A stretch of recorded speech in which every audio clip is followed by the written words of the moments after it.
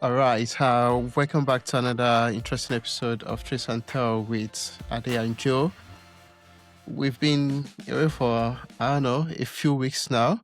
A couple of things have been happening in the background. For some of you that followed us on LinkedIn, you probably would have seen some of them. But happy to be back here. And uh, as always, we appreciate you guys that listens to us, gives us big feedback, all of those stuff. So thank you so much for listening and providing us with feedback. On today's episode, we're just going to start with a bunch of stuff. Basically, what we've been up to, and then we're going to talk about two seizure cases. So today is basically going to be about seizures. But Joe, how have you been? Yeah, good man. I've been good. We've been on a little break, so Yeah, apologies to the listeners out there if you've been eagerly waiting for our next episode. But no, all good. Been yeah, I mean, summer months are definitely over now. We're now into October, and yeah, it's kind of like a busy time of the year. At least for me, I always kind of look at it as like, September, October, back to school, and yeah, just getting things done, learning a lot, and been traveling a little bit, and completing some courses, which we'll discuss, and yeah, but doing good. So good to be nice. back on the podcast. Yeah, same here. I've been good. I kind of feel in my head I sound a little bit nosy, but hopefully that is not what you guys are getting. But yeah, I've been good also. Well, for what we've been up to, actually, summer sort of like went by very fast in a way. It's around like maybe like 2 degrees or eight right now. So we at least Estonia is already in the cold season, so to speak. How is it like in at your end? Yeah, Germany, it's yeah, I mean, it's the seasons have changed officially and the leaves are changing, so yeah, it's cold. So yeah, time to make sure you get good sleep and get the right vitamins and keep those colds away. So Sure, sure. Cool. All right. Yeah. Let's get to what we've been up to. Like, I think on our last episode we mentioned or we briefly talked about Sika heights. I hope I'm getting the pronunciation right. So yeah, tell us more about it.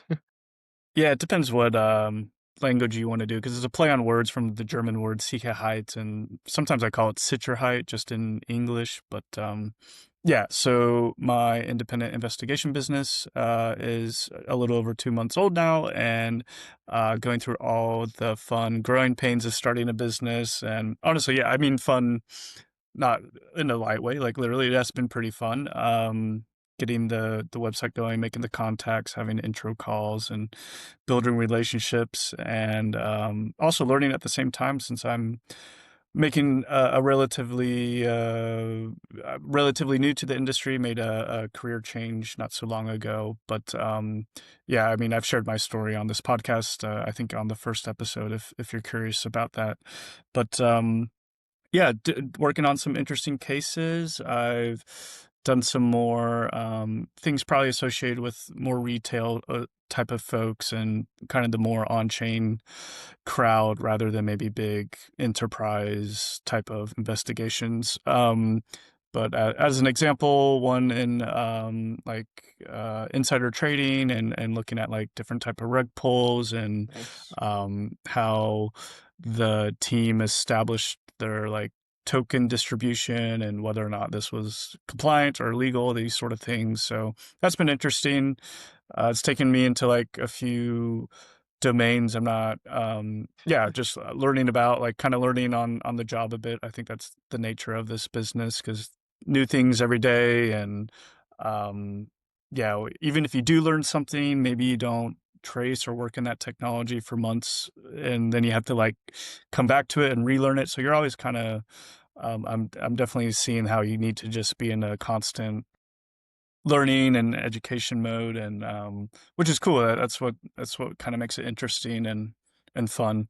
So yeah, been working on a few cases like that just to briefly touch on.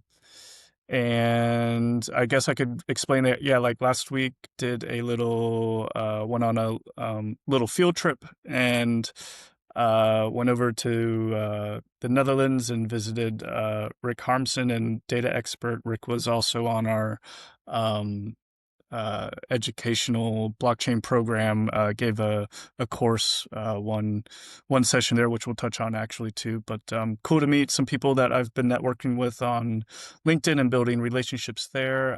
Really interesting conference, had a lot of cool talks, security focused, not just on crypto investigations, but yeah, some talks from some really interesting people. One guy, the main opening ceremony was a guy talking about his work in OSINT investigations on Ukrainian stolen children, and how he's like working on trying to locate them and yeah, do their best. It's a big mountain to climb and a huge challenge, but trying to relocate them back to their families. I think they've had about over 600 kids have been relocated, but that's just a drop in the bucket. It's estimated at least 20,000 have been stolen by Russia, and that's just confirmed. They're likely even much more, he said. Yeah. So I don't know. Moving presentation, really interesting though to see how they're using OSINT to like locate the kids with photo forensics and things like this, and kind of inspiring. So anyways, it was nice to be opened up to other non-crypto investigation things. And regarding crypto investigations, Rick actually gave a great presentation on AI agents and how those are affecting investigations specifically. And yeah, a little daunting, kind of alarming. Definitely woke some people up in the room, I think. And long story short, there is we are starting to see threat actors use different applications where essentially you can just use a command prompt and command the AI bot to create 1,000 different wallets, transact Hmm. it between them 1,000 times, and just go ahead and do all that, and then maybe throw some swaps in there, blah blah blah. Like just send the crypto on the merry-go-round and on a roller coaster, and yeah, make it hard for investigators to follow. Hmm. And when it ends up at a KYC place or a place to convert into fiat, the AML compliance will see, oh, the last so and so transactions were clean, and it's clean money. And yeah, so anyways, it's just, yeah, like how do you trace through something that's just thousands of transactions and hundreds of swaps or whatever, and sort of painting the picture of what's to come. I think this is a relatively newish thing just due to the recency of AI bots. But yeah, threat actors are starting to use them, and it's showing up in investigations. And he gave a good like little demo on how to use it. The certain different apps you can look at. I'll try to maybe recap that and post it on LinkedIn at some point here. But yeah, anyways, that was probably like the big takeaway from crypto investigation standpoint. And yeah, that was interesting. Definitely like on the frontier of investigation work typologies and where things are going. So yeah, Yeah, that was the big takeaway. Hmm. definitely. I think the Ukrainian case you mentioned is quite interesting.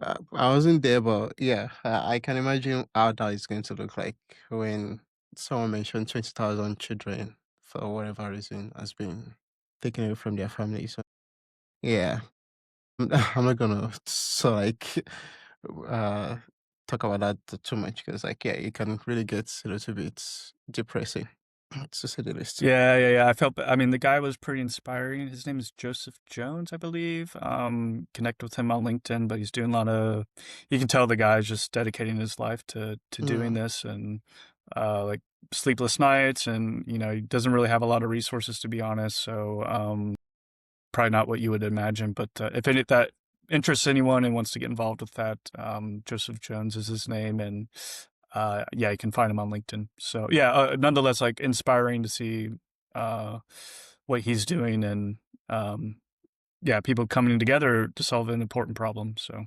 yeah, maybe one thing we also do is in the what I call it, description box of this podcast. We'll probably add some of those account links.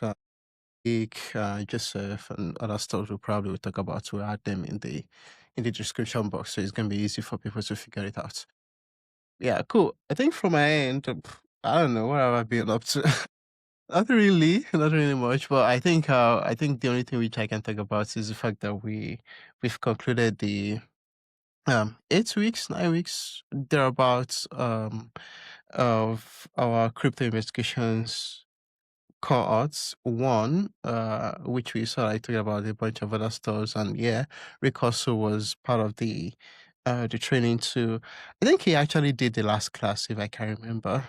So yeah, Yep. so and then we had a LinkedIn live to make the presentations, and then after that we had the reports, which is on LinkedIn. You can check my page, you can check Joe's page also.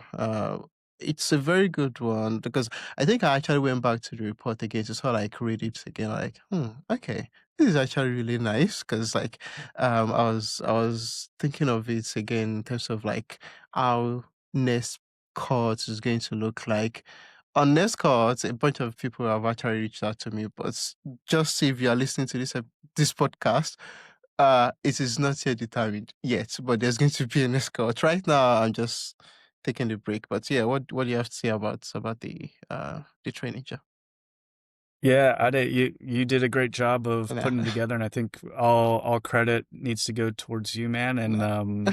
yeah, it was on it. I think the way it initially started was I think I reached out to you on LinkedIn, and you offered like, yeah, I'll help, like actually, but let's bring a few more people into it so it's a little more effective. I'm not just doing it one on one, and then that just snowballed into yeah, us doing this full course. So credit to you for giving your time and energy and knowledge and wisdom to that. So yeah, super grateful for that. And yeah, it was a great class. We did it for 8 weeks plus the last bonus week with Rick, and yeah, he gave a little touch on Bitcoin typologies, where because most of the course was probably very EVM Yeah.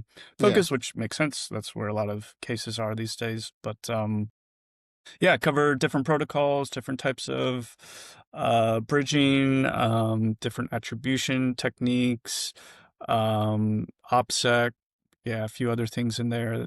But yeah, overall very like comprehensive and a good place to get a foundation and just get more reps, more time looking Mm-hmm. at Etherscan and different typologies and getting familiar with different forms of investigation. So yeah, really cool. And then we all focused our final project at the end of the course. Yeah, a lot of different things there. Like Ade said, they're all on LinkedIn with a final report. I personally focused on more of a DeFi exploit type of investigation and trying to reverse engineer how the DeFi exploit happened and understand, yeah, how it happened, what happened, and where the vulnerability was within the smart contract code. So, yeah, I was actually pretty happy to come away from that. I always thought this would be a fairly complicated thing, but honestly, with like tools now, like if you know the process of doing it and where Yeah. to look, and because the hack has already happened, um, where to look, and if you follow the transaction hash to the call data to the different functions that were called, and then you look at those functions within the smart Mm-hmm. contract, and with the help of tooling, like yeah, you should obviously use some manual knowledge and look at what the tool is doing and never take it as gospel. But for the most part, if you follow these steps and use the right tools, like most people could figure out how a DeFi hack happened, like what type of attack it was, and this sort of thing. So, anyways, I posted a bit about my project. Mm-hmm. Should explain it if anyone's interested. I think I even made a blog post on my website about how to do a DeFi exploit. And Yeah, it was cool. It was kind of cool to come away from it and feel confident that I definitely learned this, and it wasn't as difficult as I thought it would be. Like I think most people could also learn this, which is cool. And yeah, overall great project or great program. I've already had I need to talk off the podcast with you about like already some inquiries from other folks about wanting to do the next cohort if there is one, and or if people want to continue in some educational way. Yeah. Yeah. So yeah. Anyways, overall, really great, and Ade, credit to you again for doing it. No, thanks to you guys, because like if you guys did not um follow through, yeah, it's just gonna be like yeah, I would say wasted efforts, but so, yeah, I'm glad it's kind of like turned out well, and I'm hoping the next one is even going to be much more better. I want to my thought process is so like make it a little bit more not basic, but something sort of like maybe intermediate. So there's going to be like a bunch of reading for whoever is going to come in next course. Like just have some reading done, and then we just go straight deep into like middle of the ocean or wherever. But okay, I think that kind of like sums up like what's our summer-ish beginning of autumn looks like. And yeah, you get to hear more about what we get to do in the next coming months. So keep a tab on Joe's profile, on mine, and also on this podcast. Just kind of like quickly getting into the first topic of the day. We actually have two, and they are both seizure cases. So I'm just going to call this episode the seizure episode. So I think recently, I can't remember a specific date, but I don't think it's up to 2 weeks now. So the Metropolitan Police, which is shortly called the Met Police, which is like the UK Metropolitan Police, they confirmed what is believed to be the world's largest cryptocurrency seizure. So I'm going to read a kind of like a bit of paragraph, so just so people can get the context of this conversation. So it's worth over 5.5 billion pounds. I don't know what that translates to into USD or euros, but apparently it is the world's largest cryptocurrency seizure to date. The operation stemmed from a 7-year investigation by Met's economic crime team that began in 2018 following intelligence about transfers of criminal assets. Uh, the investigators seized about 61,000 Bitcoin from a person named Jimin Kian, also known as Yadi Zhang, who has pleaded guilty to possessing criminal property. And so authorities said this particular individual orchestrated the large scale fraud in China between 2014 and 2017, defrauding a whooping 128,000 victims and converting the proceeds into Bitcoin.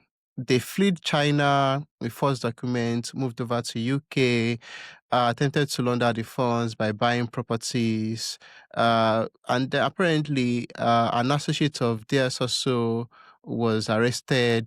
They seized 150 Bitcoin from a wallet valued at 1.7 million, sentenced last year to 6 years and 8 months. So in a short, that's kind of like the storyline, right? So it's a Chinese citizen, most likely sort of like scammed Chinese citizens and then launder the funds, or sort of like moved over to UK to launder the funds. And 5.5 billion is in a way, even some countries' GDP is not even up to 5.5 billion, to be honest, right? So uh yeah, that's kind of like the story. But I have a couple of questions. But just around on that story itself, like what exactly when you read it when it came out, what was your initial impression?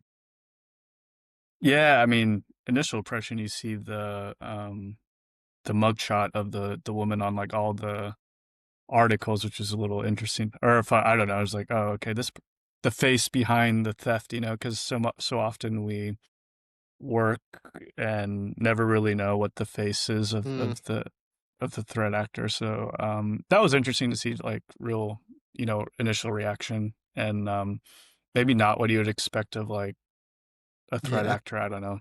Usually, like maybe a man, some mean gangster looking guy or something. Mm, But anyways, so maybe that was my first impression out. I think out loud about it. But yeah, I mean, 61,000 bitcoins is crazy. Like um, yeah, I mean, it's crazy just that some people have that in a single like ledger or something, which I guess it sounds like that was the case here, if I'm not mistaken, just in a little USB drive or that yeah, is a ledger. I'm not really sure if it's like I really don't know because I don't think the articles have even mentioned the specific wallet address. So maybe Hmm. when the case is completed in the law course and then they've been sentenced, then people will probably get the details from a Freedom of Information Act, whatever, to get the court proceedings. But yeah, that's 61K. Wow. Okay.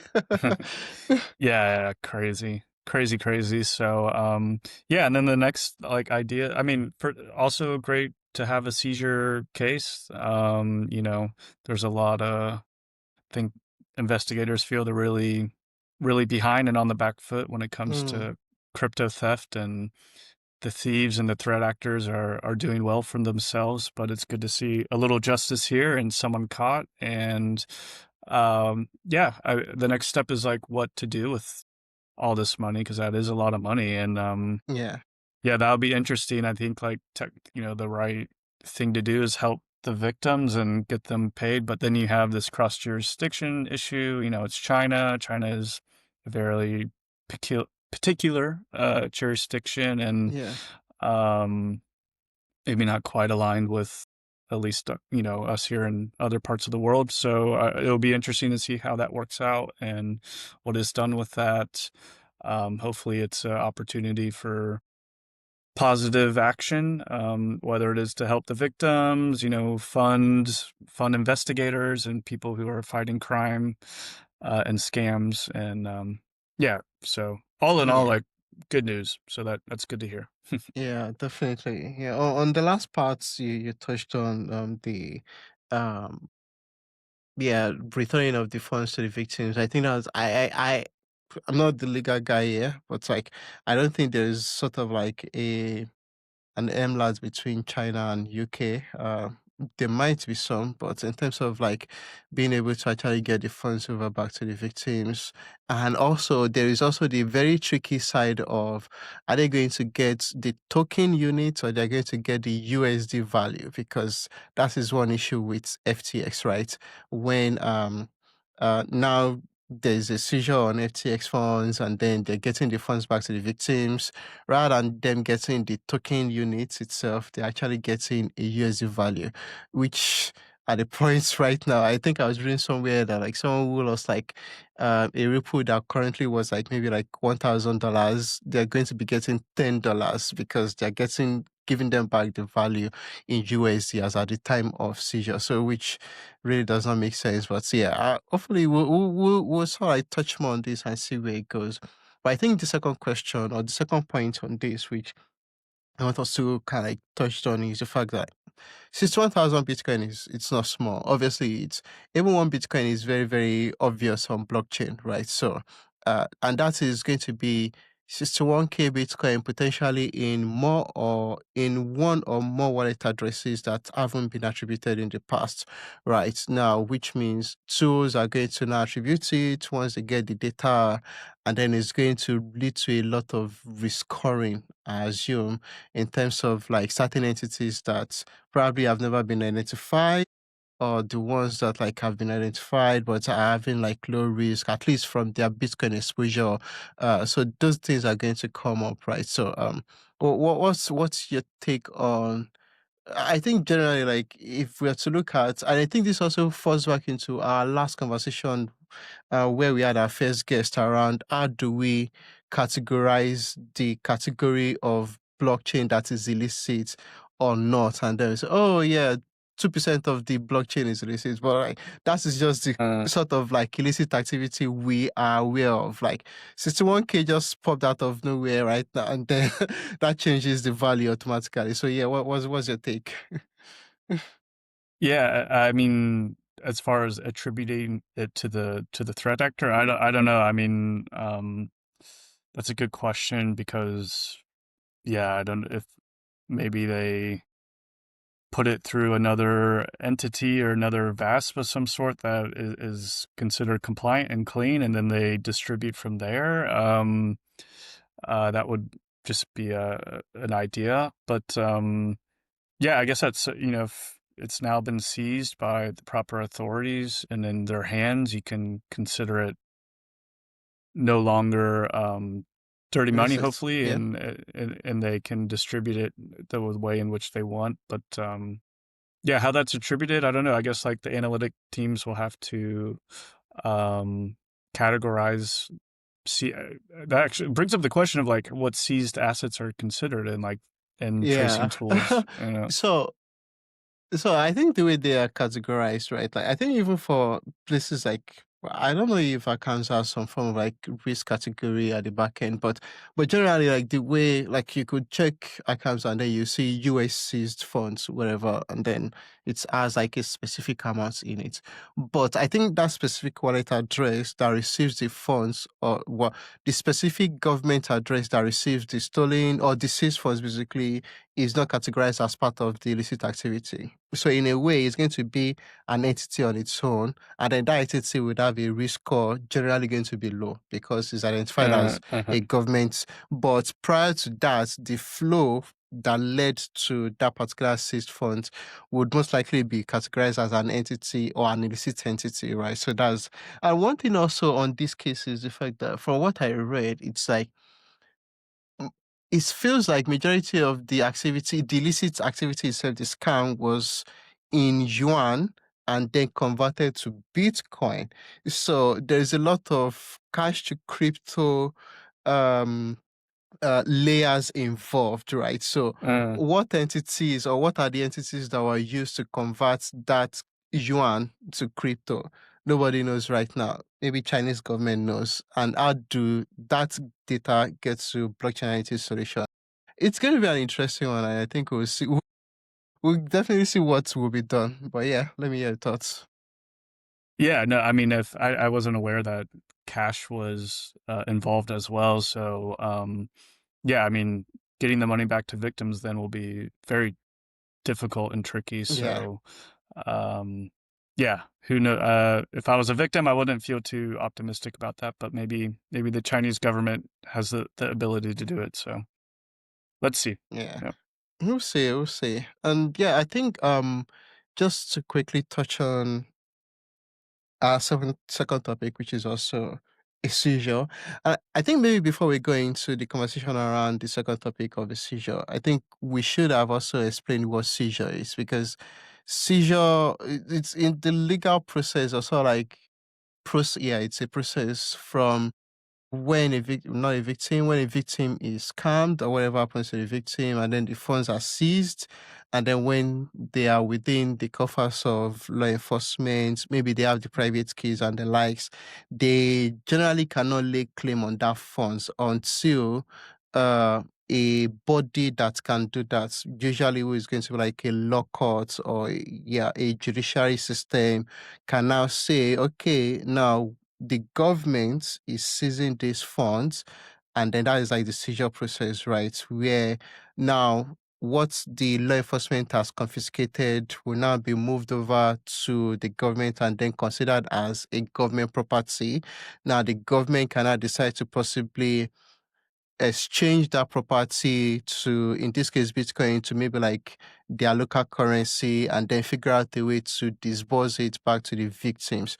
And I think for like the US system, it's even a little bit, I would say possibly straightforward because like once it is seized, the victims will have to go to a court and then lay claim that, yeah, I lost $10,000, whatever. And then this is how it got to this particular victim, it's part of this particular search funds, and then according to the judge or whoever is presiding over that particular case will determine like, okay, this is the amount based on what was seized that we can return back to you as a victim of this illicit activity. So In a way, it's kind of clear for certain jurisdictions, but for some jurisdictions, I'm not aware of how it's being done in China. So I think, and also UK is also a little bit like tricky in a way. So, yeah, I think it's gonna, like you said, I won't be optimistic if I'm a victim in this case. Yeah. So, but yeah, uh, on the RCMP. So that's the second case, basically, which is like the Royal Canadian Mounted Police, RCMP for short. They executed the largest recorded digital asset seizure in Canada. Recovering over 58 million Canadian dollars. That's roughly around $40 million US dollars in cryptocurrency from an exchange called Tridoga. Tridoga is an interesting one, but so it is the first time that the Canadian law enforcement has dismantled a digital asset exchange. So this is like a first of many for them. Seizure is the result of a year-long investigation by the RCMP team, which began in 2024 following a referral from Europol. So obviously there's like that cross-border um, communication in this case. Now, they determined that Tridoga operated in violation of Canadian law. It's never registered with the financial transactions, basically FinTrack, which is like the body that oversees regulatory requirements for money service businesses. It's failed to implement client identification measures. I think from everybody on the investigation side of crypto, Tridoga is referred to as a non-KYC exchange, basically because they don't collect anything, right? Now, authorities also assessed that a substantial portion of the funds processed through Tridoga originated from illicit sources. According to RCMP, they allow anybody to kind of like open an account, which is obvious, and then align with the usage patterns favored by criminal organizations, right, seeking to obscure money flow. Tridoga was registered or established in 2018. The founders are unknown. The platform promoted itself as allowing anonymous trading without KYC oversight. So Hmm. that's a very big statement. So even the trader gas site currently has something stated as RCMP has seized the asset, right? So, and one thing also that the RCMP mentioned is the fact that the trade is still, the investigation is still open and authorities have obtained transaction data from the platform. Currently, they're analyzing it for responsible individuals and future charges uh, may be brought up depending on who they identified and what crime they attributed to. So, yeah, that's an interesting one. Yes, they don't Yeah. have KYC, but yeah, they have a lot. So what do you Yeah. think? Yeah. Yeah. No, I mean, interesting case. I mean, this one maybe not so yay, Seizure is the great takeaway here. But I mean, yes and no. I mean, it is good if there's truly illicit activity, especially at high volumes. And yeah, this exchange trade uh, trade orgra was facilitating it. Then it's good that this medium for threat actors is taken away. But and I mean, users in some ways, I have sympathy for a user who was using the exchange in legal ways and just had their funds on there and it was seized. And yeah, hopefully it's litigated and they do get their property back. But at the same time, users should be careful if like the exchange is publicly announcing that, you know, they don't really hold KYC requirements or are not so interested in following the law, then you know users need to be aware of that and know the dangers and risks of putting their funds on a centralized exchange like that. And then yeah, I mean, not your keys, not your crypto. I mean, that's you know, a major principle of the Yeah. industry and for users. So um, that you know that goes with the risk of using a centralized exchange. So Mm-hmm. Mm-hmm. if you are gonna, I mean, lesson for me, you know, not financial advice, but if you're a user and want to use a central exchange to have your funds on it, make sure it's a compliant exchange and they're following the law, and there you can feel a little safer about it. But if it's a high risk exchange and yeah, you need to be aware of the risks involved of keeping your crypto there. So yeah, that's there are a few interesting kind of ideologies at play there. So Definitely, definitely. Yeah, and it's I think it's going to be interesting also to see what they get out of it because a bunch of action, not action, a bunch of activities or transactions from Tridoga has been outgoing Monero, which you actually don't have an understanding of where they're coming from, right? So I think that potentially might solve a lot of cases regarding where the funds are coming from and how they were converted to Monero. At least maybe just to even understand the source. But like you said, yeah, I think it's also it's very similar to the case of Tornado Cash of having to find a balance between privacy and illicit activities, right? So, it's a dual use case, and yeah, definitely, if a site is already promoting no KYC, yeah, you might say you need the no KYC for privacy reasons, but at the same time, threat actors understands that and then they see that as an opportunity for them to carry out their illicit activity because yeah, nothing is collected, right? But I think one thing they actually do collect is IP address. So that's one aspect which people really do not take into cognizance. Like if they don't have KYC, does not mean they don't have IP addresses or device fingerprint of your system. So it's also a very interesting one. I will see how this goes, but yeah. Yeah, I think that's all we have for today. But yeah, what's your takeaway from our conversations today? yeah, no, all interesting topics. Good to get back in the swing of it since we've Yeah. been on a little break with our podcast, and cool to see some seizures happening. And yeah, I guess some threat actors are being held responsible, but yeah, you don't get that every day in this industry. So happy to hear that, and yeah, just some positive takeaways as we head into the last quarter of the year. Markets are coming up, so I'm sure there'll be some interesting stories here as we round out 2025. Yeah. Yeah, cool. Definitely, I agree. Markets, a bullish market is always an opportunity to scam. Yeah, exactly. Exactly. In a way, So, but yeah, and I think that's about it for today. We'll get back in the swing of things, and like, thank you guys for listening in, and hope you've enjoyed this episode. Leave your comments, drop your feedbacks, and catch you guys soon. Bye for now.